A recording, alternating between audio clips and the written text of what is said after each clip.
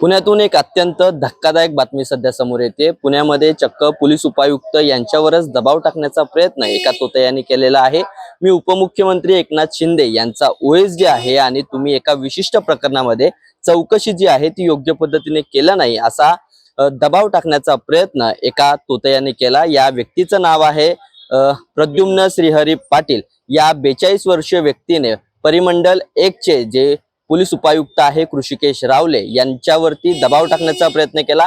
प्रद्युम्न हा काल कृषिकेश रावले यांच्या कार्यालयामध्ये गेला होता आणि मी उपमुख्यमंत्री एकनाथ शिंदेंचा ओएसडी आहे आणि तुम्ही एका विशिष्ट प्रकरणामध्ये चौकशी जी आहे ती योग्य पद्धतीने केली नाहीये, त्याचं चौकशी योग्य पद्धतीने करा असे उपमुख्यमंत्र्यांच्या सूचना आहेत असा दबाव टाकण्याचा प्रयत्न कृषिकेश रावले यांच्यावरती करण्यात आला। कृषिकेश रावले यांना त्या व्यक्तीच्या बोलण्यावरून खरं तर संशय झाला।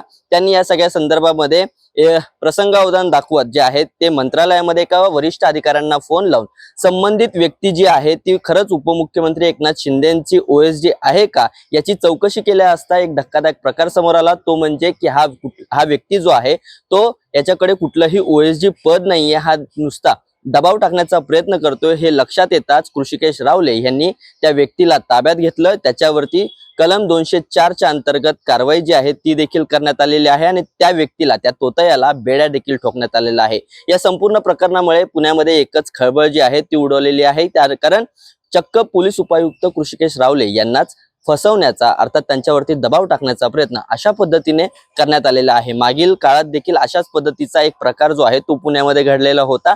मात्र आता पुन्हा एकदा अशा पद्धतीने प्रकार घडल्याने संपूर्ण प्रकरणाची आता संपूर्ण पुण्यामध्ये चर्चा रंगली आहे। तुम्हाला या संपूर्ण प्रकरणाबद्दल काय वाटतं आम्हाला कमेंट करून नक्की कळवा आणि अशाच माहितीपूर्ण व्हिडिओसाठी बखरला फॉलो करायला विसरू नका।